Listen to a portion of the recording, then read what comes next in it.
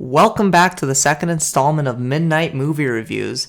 This week we have the same four dudes, and we have a guest with us. His name is Isaac. Isaac, can you just quickly tell me about yourself? Tell me what movies you like and, your general genre of things you enjoy in the realm of film?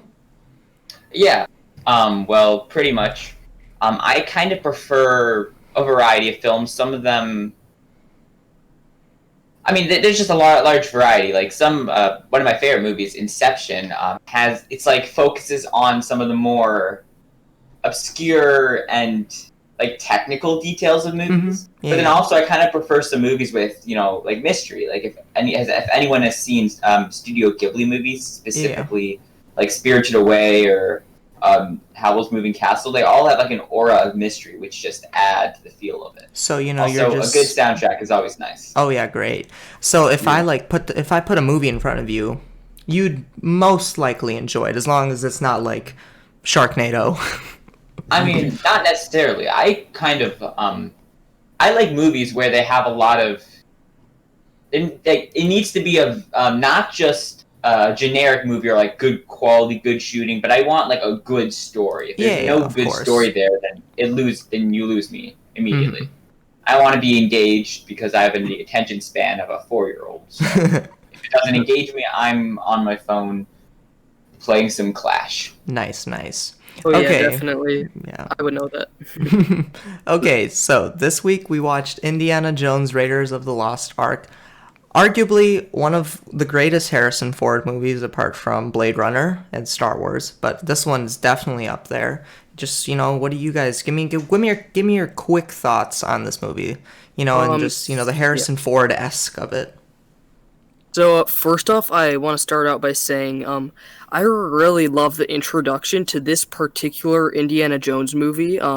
So you're walking through this majestic forest in South America, and you see Alfred Molina's character and his friend observing a shadow of a man in a leather jacket who appears to be searching for something. Mm-hmm. Then Alfred's friend pulls out a gun, and the man in the leather jacket turns around and with the crack of his whip knocks the gun straight out of his hand, and this is where we meet Indiana Jones. Nice.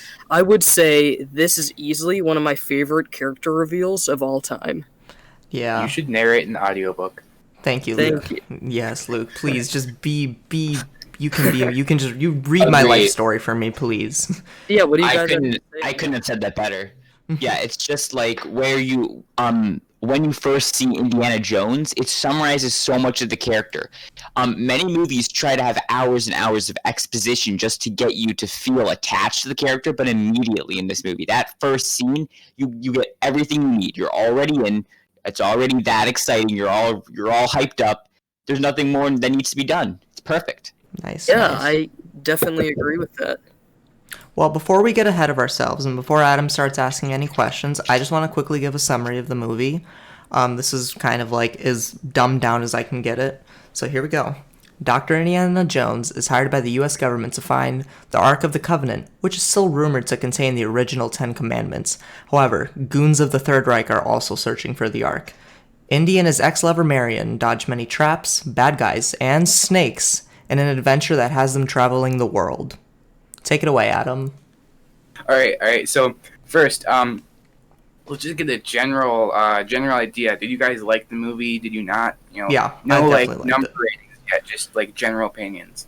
I liked it a lot. Yeah, I liked it a lot. I've seen it a couple times, but it's been a while, so it was nice to rewatch it. Yeah. There are a few things I could critique on, but I think I'll mention those later in the episode when the time comes. Nick, did you like it?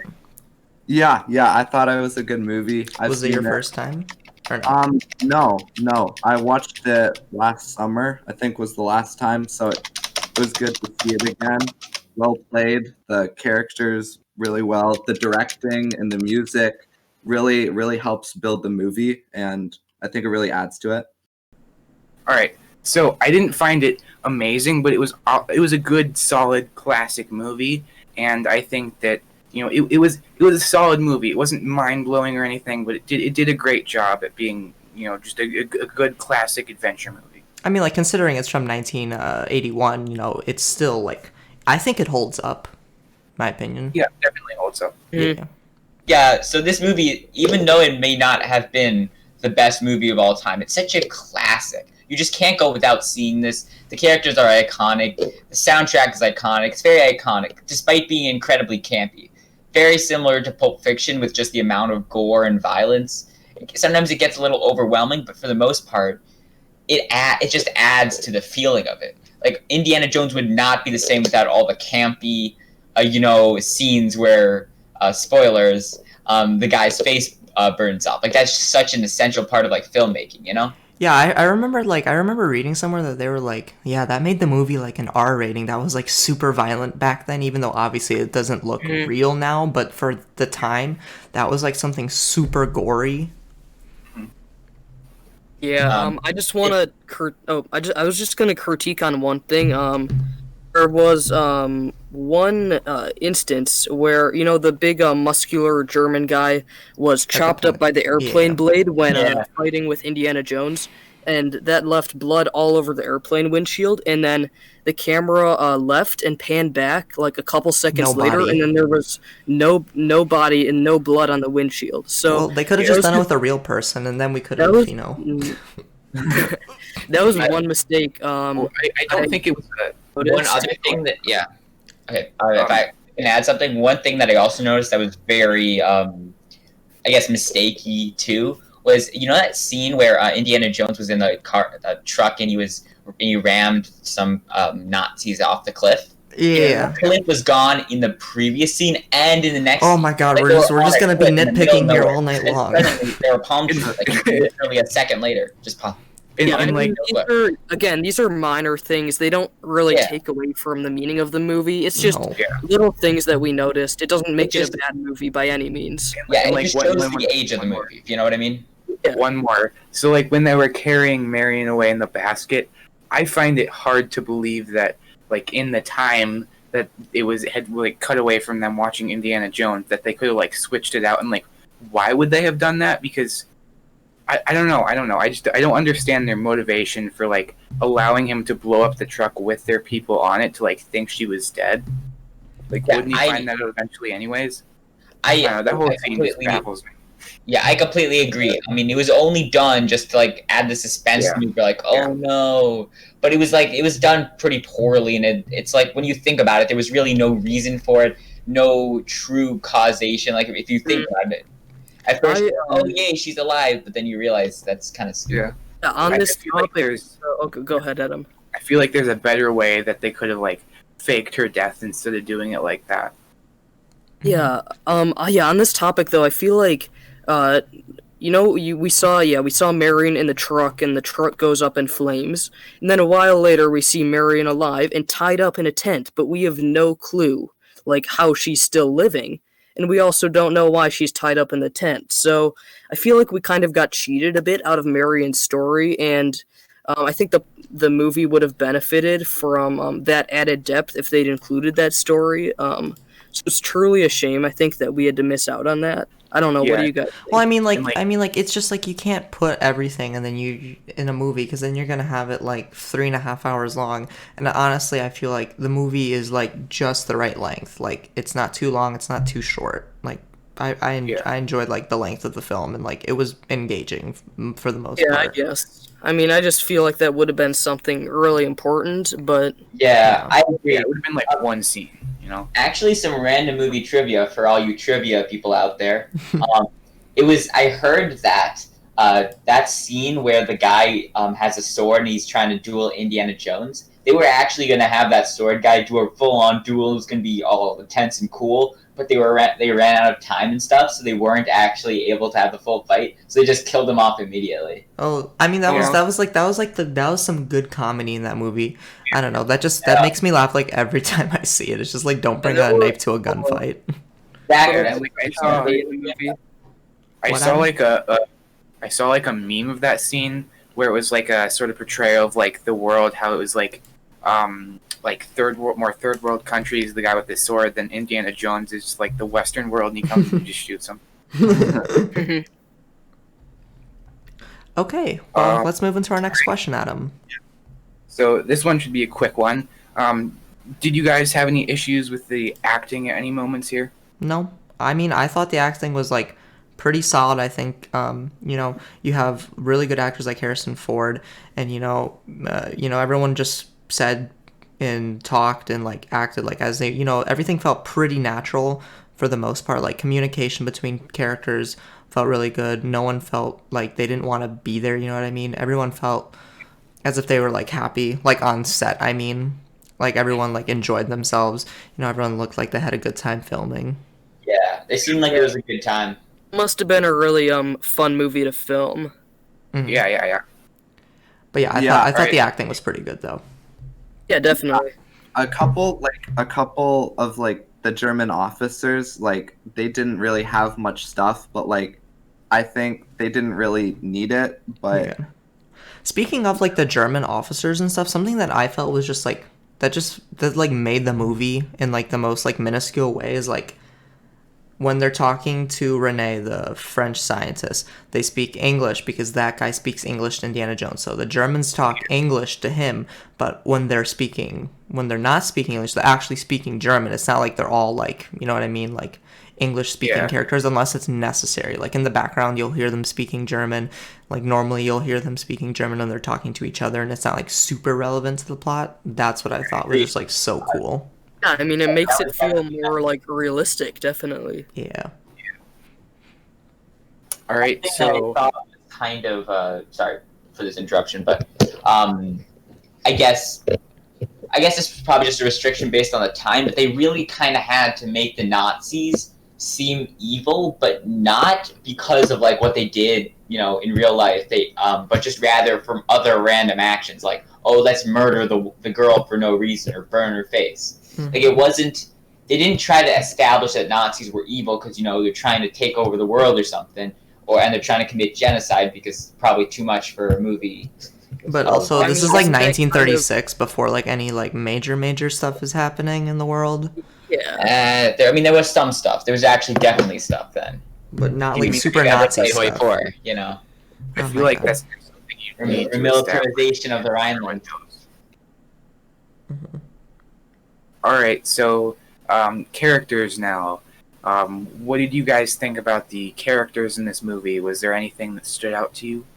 No, I mean, like, again, I felt like everyone was pretty natural. Everyone, all the characters seem like they fit in their place. Like, you have your Nazis, like Isaac was saying, who were acting because, they didn't commit horrible genocides at that time period in the movie yet, because that wouldn't happen until later in, like, real life. You know what I mean?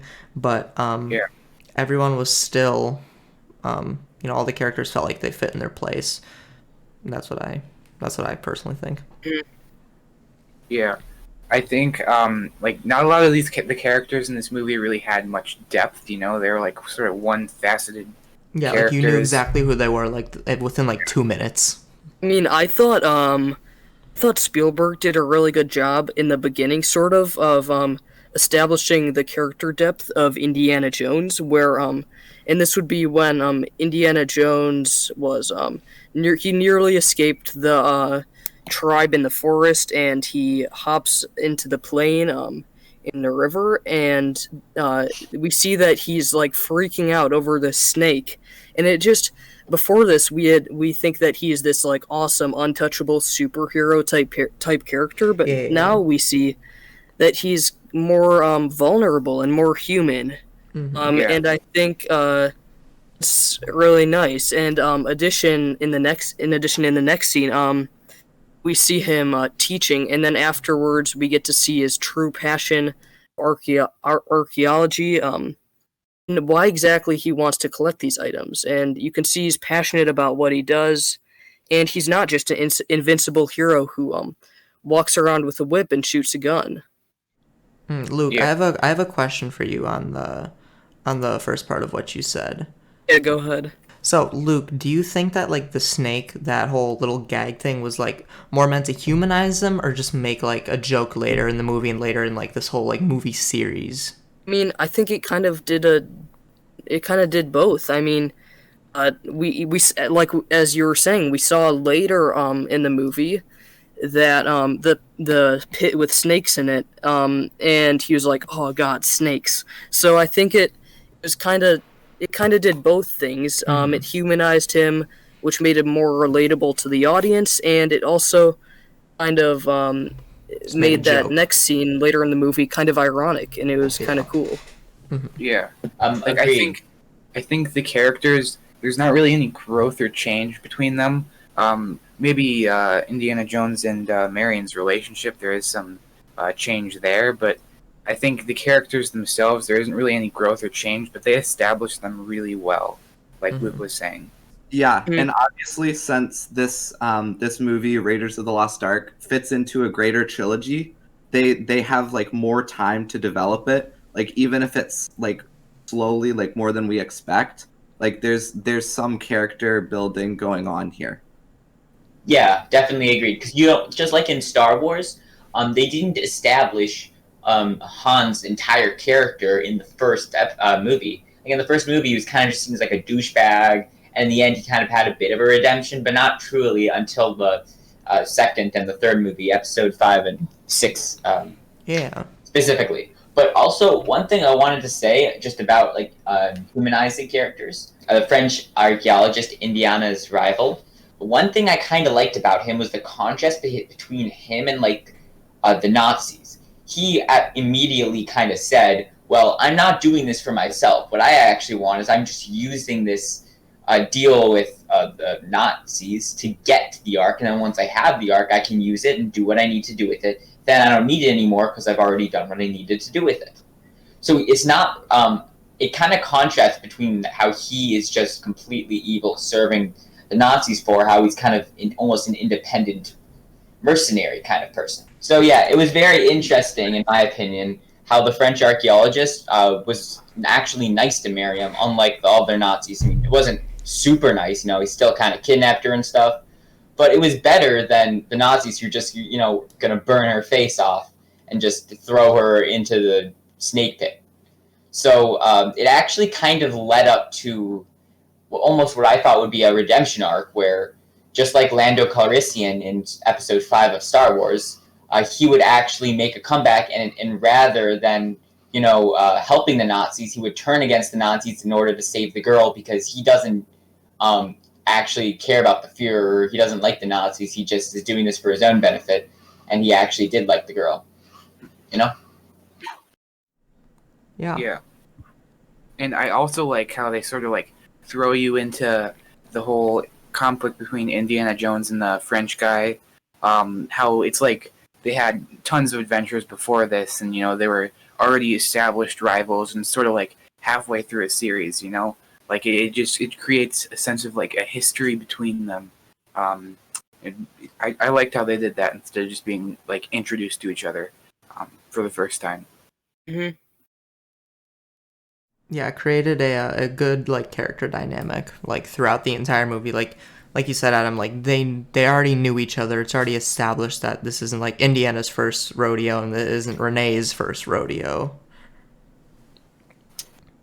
Okay, so let's move on. Okay, so next I want to move on to dialogue. Did you guys think the dialogue was good in this movie? Like how do you think the dialogue was? I felt like for the most part, like yeah. conversations were good. I mean, like everyone like had a very like natural like conversation. So when Indiana Jones is talking to the Americans, seems pretty good. When he's talking to Marion, it just seems very natural. It doesn't seem forced. And maybe that's due in part to Harrison Ford's good acting, or on the writer's part. But obviously, I think it's a mix of both. Yeah, I mean- I think it seemed pretty natural. Obviously not as good as Pulp Fiction. I think that was one of the best movies in terms of dialogue that I've ever seen. If you guys haven't seen that, you might want to go back and watch it. I think those are really a good movie review. But yeah, I think it was a pretty good dialogue overall. I think Tarantino movies in general are just the best for dialogue that you're going to get. Overall, definitely. I thought the dialogue was like average. It was as good as it needed to be without like being like, oh, that doesn't seem realistic at all. But there was only a few standout lines. Yeah, definitely.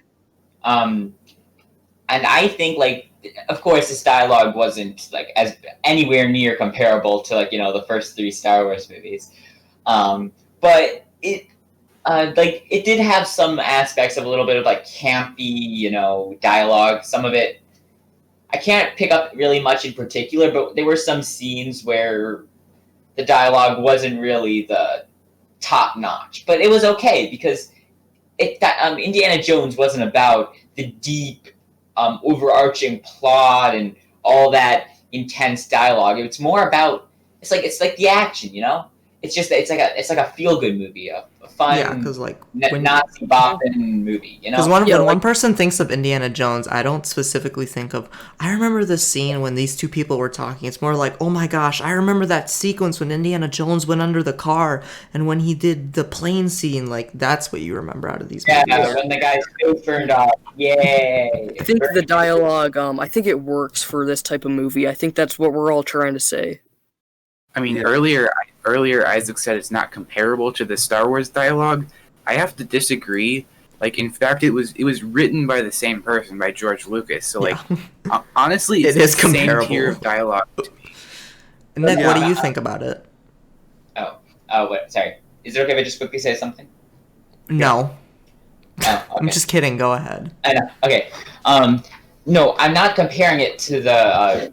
I'm not saying it's not like the 4th, 5th, and 6th movie. I'm just saying it's much better than the prequels. Well, I was just saying, Isaac, you're always talking about the original trilogy, so that's what we think you're talking about. If you're gonna compare it to the other one, you just gotta let us know about that because then now I'm confused. But yeah, I would say, well, even though I think the not to get off topic, but I still think the prequel Star Wars movie has its moments and doesn't have its moments, but that's not what we're talking about right now. That's your review for another day. Okay. Tune in next time for the review. Not really, but okay. Maybe. Like, how can you not say that having the high ground is the greatest moment in all of cinematic history ever? But last time I checked, Last time I checked, Obi-Wan Kenobi isn't in Indiana Jones, so let's have Nick's opinion on dialogue and move on. Yeah, I feel like it was pretty average. Like you guys said, it's George Lucas, one of the writers. He also did the dialogue for Star Wars, and you can sort of see a couple crossovers, like with how the movie's set up, and even with the music a little bit. But we'll get into that later. But yeah, the dialogue served its purpose. It wasn't amazing, but it definitely didn't detract from the film. Mm-hmm. Okay, well, let's move on. The next question seems like it's going to be an Isaac question because he's been talking about it all night long already. Yeah. Yes. So we have talked about this, but let's go deeper into visual effects. How did you guys feel about that?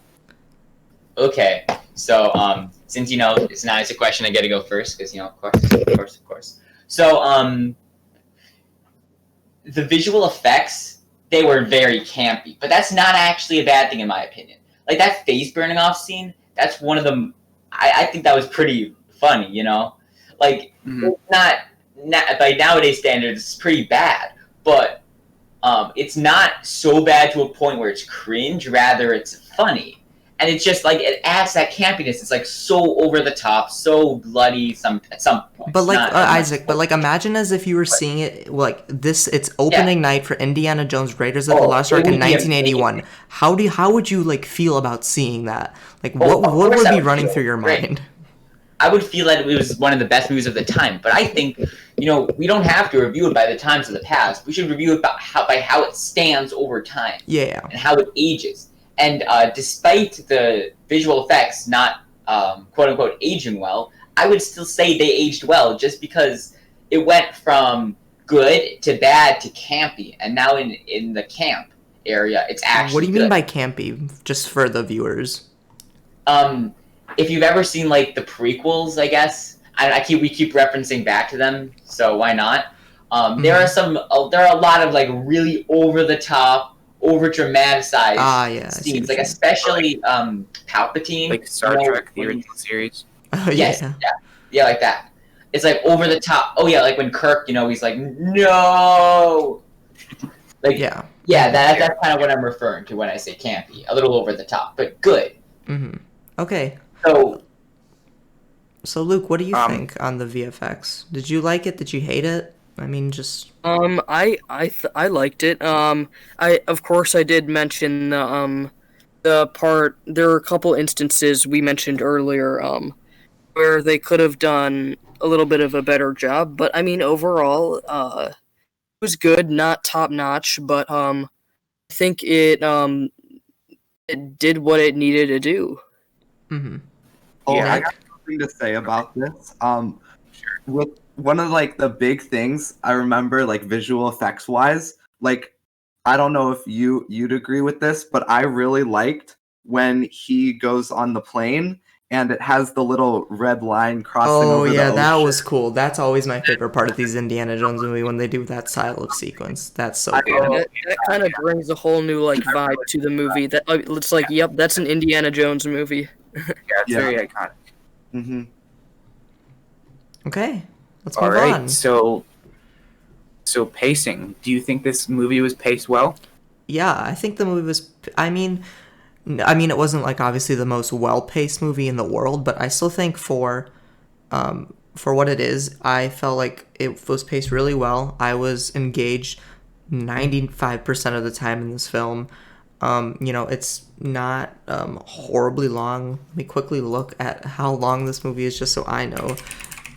This movie is it's about an hour and 55 minutes, so that's with credits, but so about like an hour and 50 minutes, let's say. I feel like that's a really good time, like length for a movie.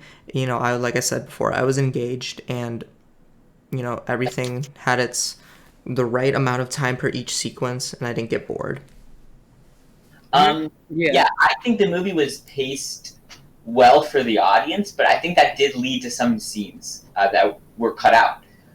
Like I mentioned before with that trivia of the sword fighting guy, it's just, I feel like they just kind of ran out of time in the run, because I think it was a good length movie for what it was. But I think when George Lucas originally drafted the idea in his head, he probably imagined it to be longer. Like, Yeah. the ball scene, I feel like that could have gone on for much longer in a longer paced movie.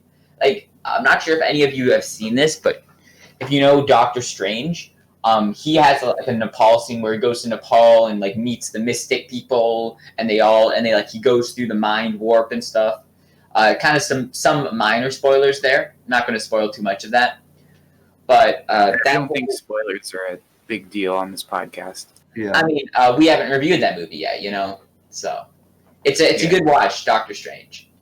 But what I was saying, they kind of they go deep into the mind and like try to figure out all the sequences and mysteries and stuff.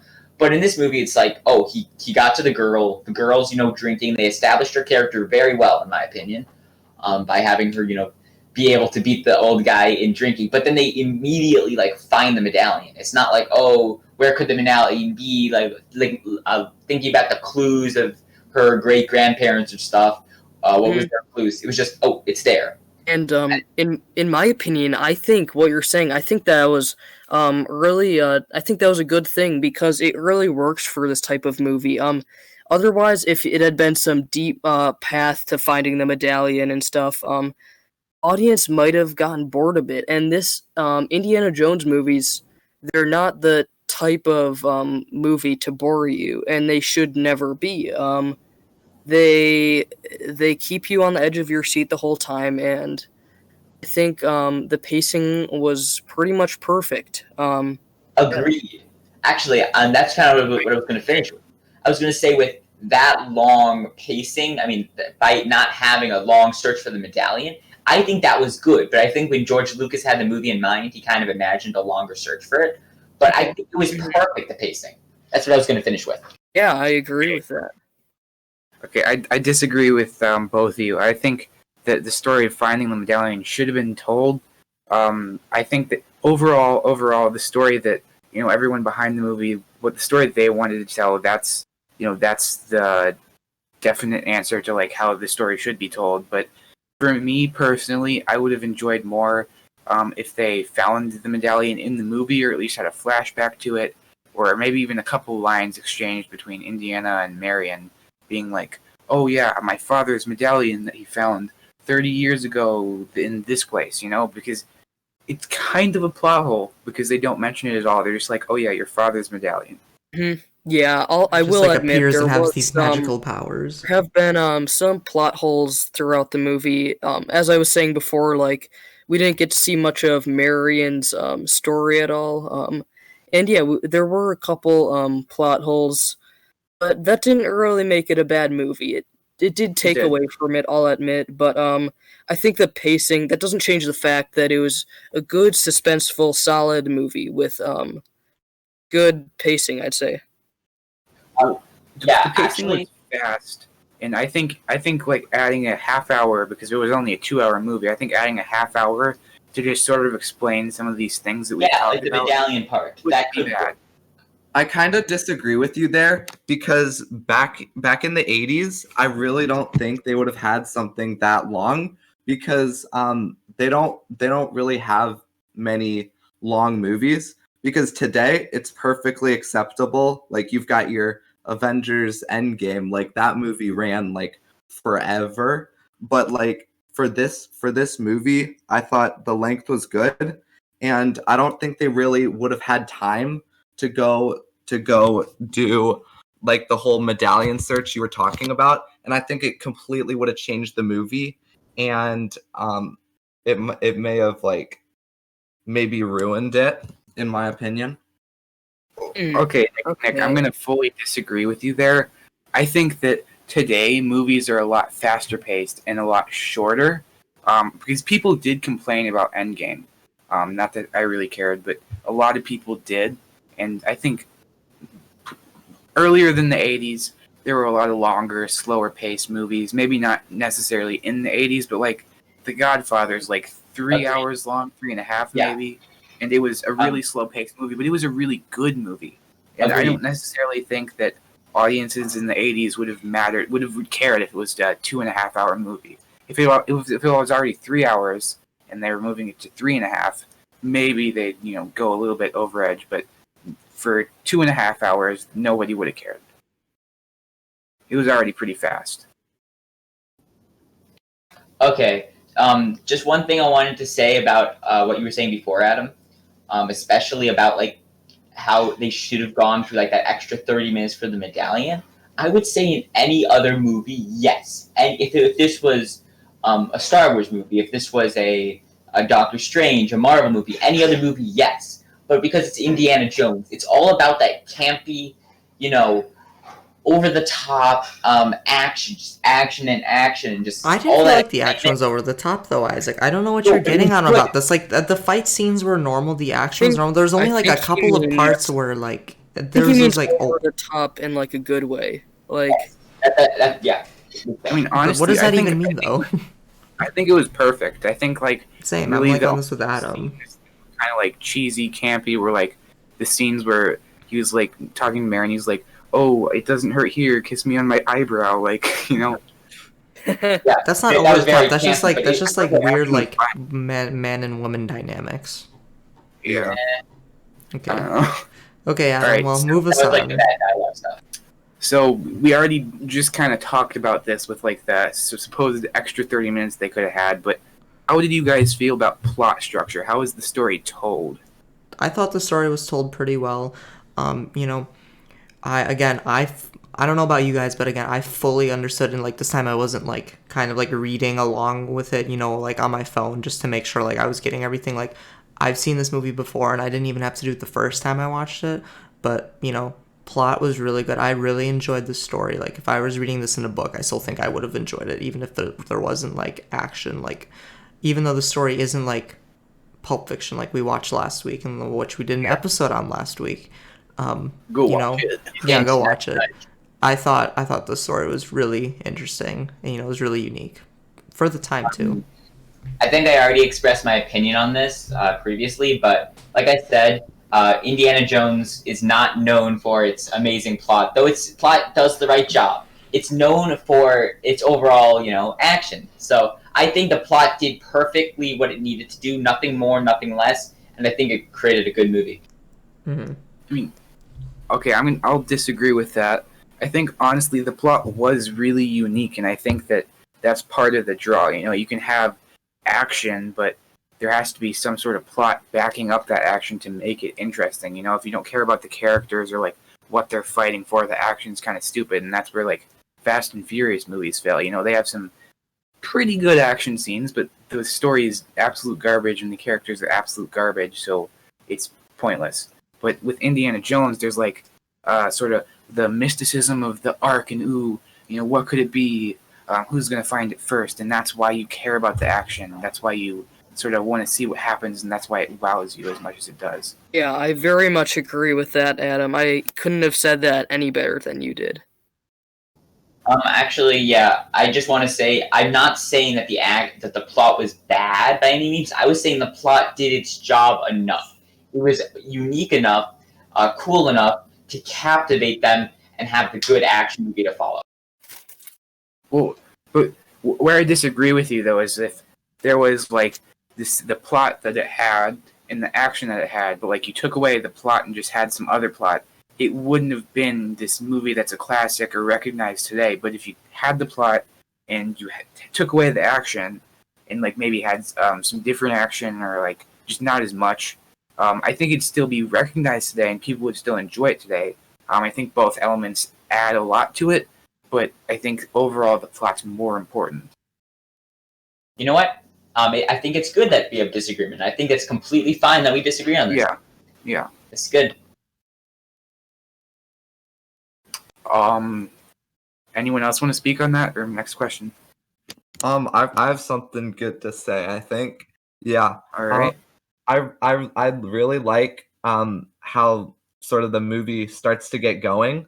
Like they're trekking through the jungle looking for this golden idol thing, and then they find it in this cave, and then they've got this action scene. And then it sort of sets up for like the bigger, more important thing when they start to go after the Ark of the Covenant. And it's a, like you said, it's a really, really unique movie, and it's sort of what makes Indiana Jones movies like iconic. All right, so now on to cinematography. What do you guys have to say about that? Yeah, about the cinematography of this movie, I thought in the day these movies were fine, but like towards the night, it gives off this like interesting vibe when they're digging at the spot to find where the Ark is located. It gives this kind of weird night feel that you wouldn't get from like a digital camera, and I think it's like really unique. And same with like the spot where they open the Ark of the Covenant. It sort of gives that unique vibe to the night that like it's a bit different than like what you'd see in a different movie.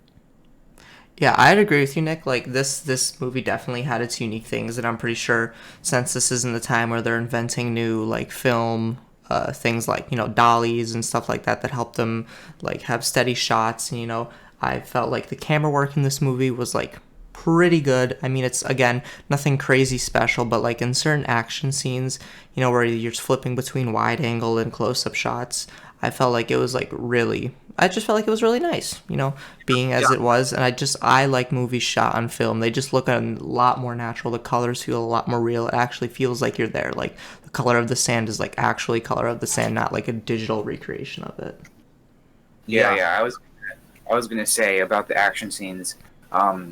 They're really good. It's hard to capture an action scene well, and I think what they did, especially with the boulder at the beginning and the sort of car chase thing, when he's climbing on top of it and all that, the angles are just really, really nice. And I think that's hard to capture, but they do it well. Isaac, what do you think? Okay, so the cinematography, I thought that was actually really good. You can't have a good action movie if you have bad cinematography. Like, if you're just getting those too close shots, you just can't see the whole scene. Like, that's the worst feeling, when you feel like you're trapped watching the video on like an iPhone. Mm-hmm. So that's just never fun. I thought the cinematography was amazing for its time. Like, they got such good wide shots. Like, I never felt like I was forced to watch it from some weird angle. I always felt like I was just there. I was like, watching it. I was experiencing it with them. I think the cinematography was pretty much perfect. Like it didn't feel like potato cam to you. It like Yeah, felt I like would everything say- felt Of real. course not. But Would give this- like, not even potato cam. It's just like such good angles and stuff. You know. Yeah. Yeah, I would give the cinematography like a 9 or 9.5 out of 10. Like, it was really nice. I don't have too much to say just because you guys kind of already said it. But yeah, it was great cinematography. Yeah. That's really high to me. I mean, like, I don't. It's not bad. It's above average or maybe average. It's like 5 or 6, but I wouldn't call it 9 or 9.5. Like, there's some really, really good movies where every shot's just like beautiful, like sort of Inception. wallpaper Inception. on computer material. Yeah, like Inception and Blade Runner 2049 and what else? Like, I don't know, but I wouldn't hold it up that high. You know, Yeah. I'd give it like 6 or 7 at the It most. wasn't as definitely. I don't think it could compare to Inception with those. Those were some insane cinematography. Like that was Keep in mind, there's also a different time of movie. Obviously. but Yeah, I mean, still, it was good. it was very good, I think. Okay. Like, let's yeah, move they on. weren't Moving trying on. for that, but all right. So this one's a bit of an if, but did you guys see any symbolism in this movie? Yes. Again, okay. So, one thing I feel like is kind of like a cheap one to point out is Indiana's like cowboy hat, because it's like when he's wearing that, he's Indiana Jones, and when he's not, he's your average teacher man, where he's just like being a normal person. Another thing was that we talked about before was the snakes. Most of these are like repeating things, so they're the motifs of the film. I didn't think there was like an actual like a symbol, in my opinion. I guess you could say it's the Ark, but that's just more of like it's like the plot advancer. It's the MacGuffin of the movie. It low-key is, because they don't explain how it works. It's just like it's literal God in a box. You guys have anything to add to that, or did I just steal all your words? Yeah, that's about everything I was going to say. Especially with the it was like word for word what I was going to try to say. Yeah. Oh, one last thing. I mean, what did you? I don't really know if this relates to symbolism and theme, but just like, what did you think of like the ending of the movie where they said, we have our top scientists working on it, and then they just wheel the Ark in a box into the warehouse. Like, I feel like that has to be some sort of symbol. And it sort of kind of ended you on maybe like a little cliffhanger, like expecting like, ooh, is something going to come back to that, or are we going to They do that in the fourth one. Yeah.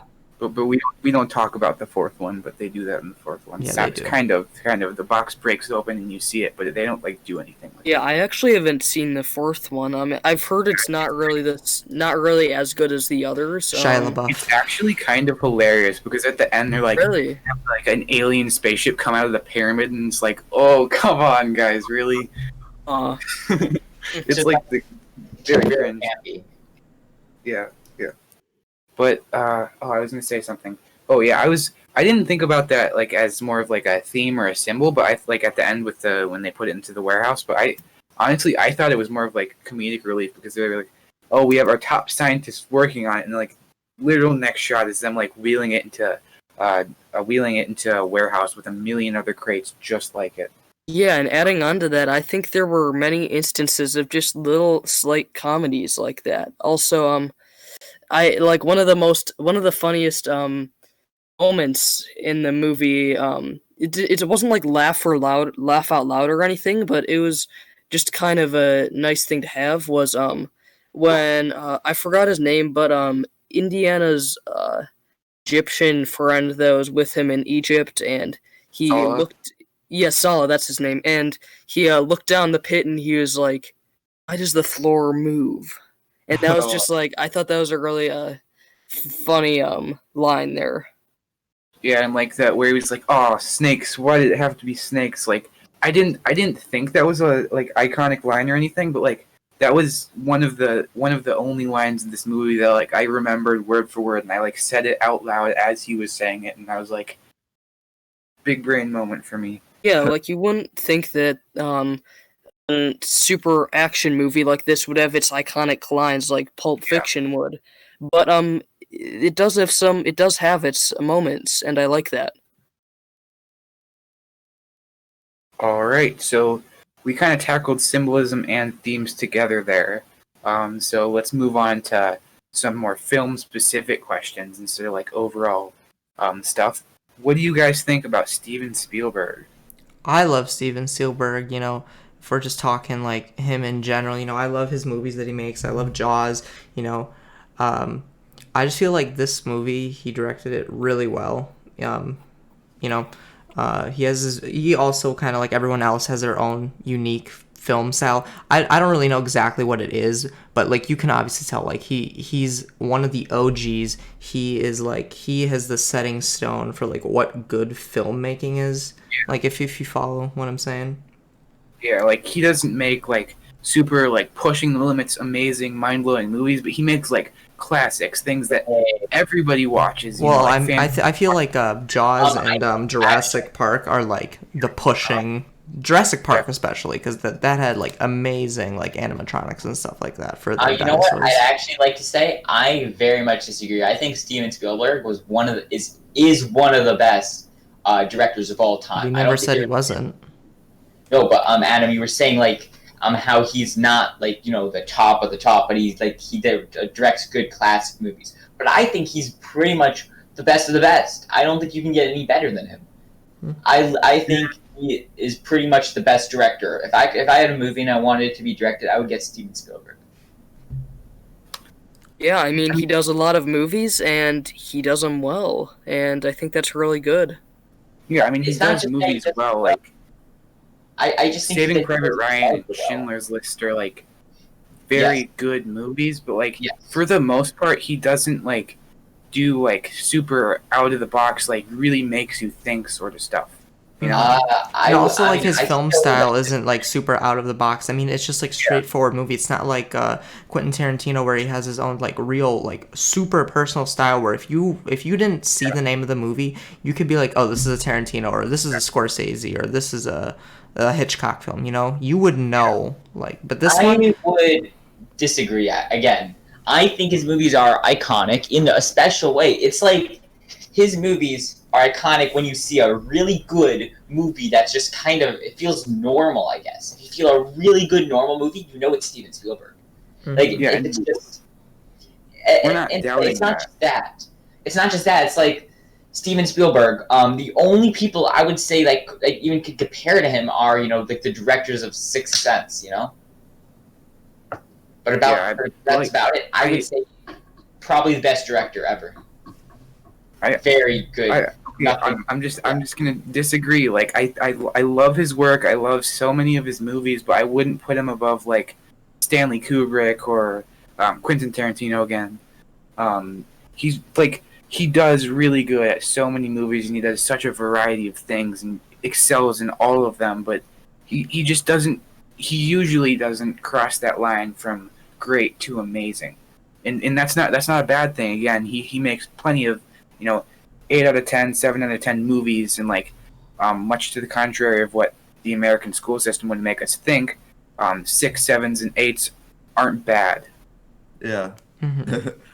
No, because like if we're talking about the school system, you're inclined to believe that a 9 is okay, but no, anything above a 6, I still think, like Adam said, it's good. 5 is an average. A 5 is what I would go into a movie theater today saying like, oh, that's an okay movie. It's perfectly fine. It's not bad, but it's not something that I would watch again. Something I would enjoy. A 6. Yeah. 6 is above average. It's good. Yeah, and that's it's why. enjoyable. That's why I'd say this movie is up like. I guess I shouldn't give the rating yet, but We'll talk about a that lot of later. Spielberg's movies are like around an 8 rating, I'd say, because there's something that you want to go back and watch again every year or two, like, and I think a lot of his movies have that feel to them, and you I don't know, you just would really benefit from watching them multiple times just because of how they make you feel when you watch them. Yeah. Yeah, because if you hear a movie and it's got the Spielberg name on it, you definitely know it's gonna be it's a classic movie because obviously he's done so many good movies in his time. I wouldn't say he's the greatest director of all time, but he's definitely a really good director. Yeah, I think we should start moving on to the next topic. Before we do that, I just wanted to mention one more thing. Though he may have some flops, like Skull Island or Jurassic World, he did those? directed E.T. E.T. Sorry, not Jurassic World. Not Jurassic World. I mean, like Jurassic Park 2 and 3, which are pretty bad. But no, 2 was fine. 2 was good. I guess. I mean, it wasn't as good as the first. Yeah, but I think nothing is usually as good as the first. Yeah, unless you're talking about Alien or Star Wars. What I was gonna say is or Blade Runner. He directed E.T. and E.T. was a complete mind-boggling movie. It changed your perspective on things. I would say it was just really good. Yeah, I would say so. Not really, not in my opinion. E.T.'s more of just like a family movie, just like like we gotta get this alien home. We gotta treat him nice. It is. It's iconic. It's classic, but I don't think mind-boggling is in any way a word for E.T. Yeah, not mind-boggling. I'd say it was one of the best family movies of its time. Yeah, I'd agree with that. And it's one of the best family movies today. But on that note, we should move on. Okay, so historical stuff, because Indiana Jones is a movie that's very closely rooted in history. You've got the Ark, this artifact from biblical times, thousands of years ago. You've got ancient Egypt. You got some archaeology stuff. It's deeply rooted in historical concepts and ideas. So, do you guys think those were portrayed right? Did you think they were used right? Did they add to the mystery? Did they add to the what do you think? I mean, I thought that historically. I know me and Isaac will like to talk on this one a lot, but, I felt like adding in the Nazis, sometimes in movies it gets old, but considering that this was 40 years ago, I feel like it was quite, not the Nazis weren't overused in movies. I felt like they portrayed them well, like, it's good. Okay, this will be controversial of me to say, but it's good that they didn't censor the swastika or anything. I know it's a bad symbol, but you have to make the Nazis like Nazis, so you have to have that in there. And I loved how they were in Egypt and not just like in a small town in America. It just made the movie feel a lot more real. Isaac, 100%. go. I actually really want to go off on this. So what Misha said is so true. One thing that I actually I know this is a bad thing, but one thing that I really appreciated was how one of the Nazi generals said he was nervous about the Jewish ritual. I think that was very important to put there, because if they just pretended, Nazis were tolerant of all races and stuff. Oh, Nazis, they just want to do their evil invasions, but they don't hate the Jews or anything. I think that was essential to put in there, or else it would be almost dehumanizing the Nazis. I mean, not dehumanizing, but humanizing the Nazis and making them seem like they're just, okay. Another thing is, nowadays, the Nazi trope is very much overdone. Like zombie Nazis. The zombie Nazis came back from the dead. You have to kill the zombie Nazis. That's just way overdone. Or the Nazi in Argentina and stuff. But I think this was done right. It was done at the time, and I think the Nazis were very powerful for this. Mm-hmm. A Yeah, little bit of a comparison that I kind of just was forming a connection like right here.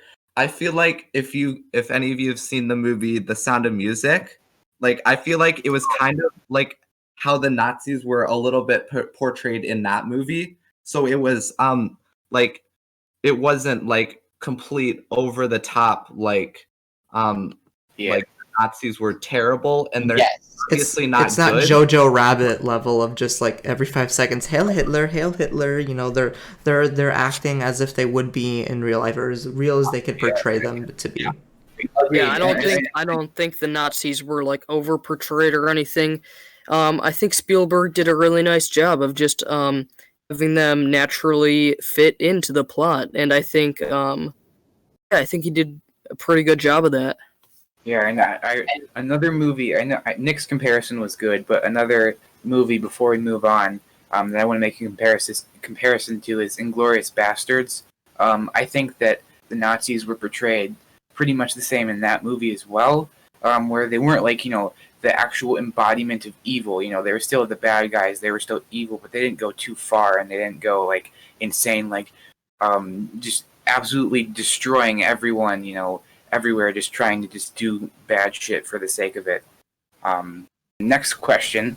And actually, that's our final rating. So, final rating, we can go numbers here. Like 1 to 10. What did you guys think of this movie? I would give it a solid 7 3/4. There were That's oddly specific. It was overall it was great action, good acting as well. Pretty good character development, not the greatest. One thing I want to speak on is John Williams. Anytime you watch a movie and the music is composed by John Williams, you are in for a real treat. His music is really a part of what makes this movie and a lot of other movies just so great. And for that reason, I actually think I'm gonna bump my rating up to a 10. I mean, not a 10, an 8. Yeah, you were at an odd 7 3/4 out of 10. Yeah, I'm gonna go with an 8 now. Now that I'm just saying that. But the only things I'd really knock off points on for this movie is just a couple plot holes. The main thing is just Marion. I really wanted to see what she went through and what she had to go through in order to from the point where we think she's dead to when she's tied up in the tent. We don't know any of that, and I think it would have been nice for the plot if we kind of knew that. But overall, very solid movie. 8 out of 10. Yeah, guys. I actually feel kind of that. Before we go on here, I know before we had added a question to the list about John Williams.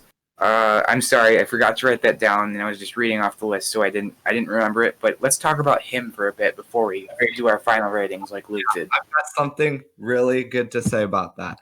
So, if you've obviously seen the classic trilogy of Star Wars, like the old one, you can definitely I realized this when I was watching it.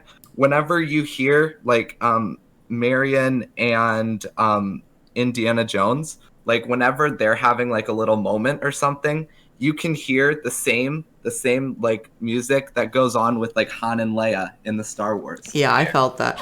There was also portions in the film where I was literally, I'm like, if I could close my eyes right now and I would imagine something, I'd probably imagine Star Wars. In the scene in The Empire Strikes Back when they're going through the asteroid field, and you have that classic asteroid song, the one that the super recognizable one. Yeah. There was something really similar to that. I forget if it was in the beginning scenes, one of the beginning chase scenes or towards the end, but it just felt obviously because it's the same person making music and literally a couple years up away from a Star Wars movie, so obviously it's gonna sound super similar. Misha, I know exactly what you were talking about. I don't remember when it was, you didn't either, but I remember that exact moment where it was hey, that sounds exactly like the asteroid part in Star Wars. Yeah, I was just is someone watching Empire Strikes Back somewhere? Words cannot describe how much I love John Williams' music, especially in this movie. Could just close my eyes and listen to the music, and I know I could make a pretty good guess of what's going on in the movie. That's how great John Williams' music is. Yeah. All right, so let's move on to the ratings now. Isaac, what was yours? Could I quickly say something about John Williams? Oh, okay. Before we move on, I just wanted to say that I would say John Williams is one of the triple entente of musicians. There's a 3 perfect ones. John Williams, Hans Zimmerman, and Joe Hisaishi. Both of them, all 3, they make their own type of music, but they are perfect. They're like the gods of movie making. If you can get one of them to do your soundtrack, you got a banger of a movie. No matter what, at least people will enjoy it for the music. Just like the prequels. No matter what, even though the first movie, Episode 1 of Star Wars, was probably one of the worst of all time, Battle of the No, it Fates. was not. I mean, that's a good. Let's not debate this. Let's But, not okay. But Entire really combined. Battle of the Fates, one of the best songs. Best song. Duel of the Fates, actually. Duel of the Fates. Yeah, Duel of the Fates. Sorry, my bad. I know. All right, so Isaac, would you like to give your number rating now? Sure. So I would actually rate this a solid 8.5 out of 10. I take a few points off because I do think some stuff could go into more detail. There's plot holes, of course. The movie aged. I mean, it didn't age badly, but it's still campy. Yeah, it being so campy does, like, not having less quality visual effects does take off some points, but it becoming campy does add some good points back on. But overall, yeah, it's just it does the job and it does it well. Very good movie. Steven Spielberg, great. John Williams, just nice. All right, so one of the things throughout this movie, knowing that this would be a question, I was like thinking, what should I rate this? And like from previous watches, probably like 4 or 6 years ago, I from what I remembered, knowing that I knew my opinion would change, but no, from what I remembered, it was like a 6 in my mind. But like throughout the movie, I kept notching it up just a little bit, like throughout each half hour or so. I was just like, it's a bit better than I remember. But like I knew it was a classic, but like I didn't remember it as well as like I thought, because for now it's like a 7.5 for me. It was really, really classic, really good movie. Something that you'll enjoy as many times as you watch it. Nick, what do you have to say on the rating? Yeah, I think I have to agree with Adam here. He said 7.5, I think. It's obviously classic movie, like he said. I just really enjoyed the directing, the sound, like the soundtrack, the actors. They all did their part. It's not the most complex of stories, but it didn't need to be because it was action packed. It had everything you needed to make a good quality movie. Yeah, one of the things that made it so classic was its uniqueness. Yeah, And I think that's what drives up the score. Yeah, it's not like any old action movie. It has a unique plot to it, and I think that's really that really helped the movie get popular, and that's why I really like it. All right, Misha, what was your rating?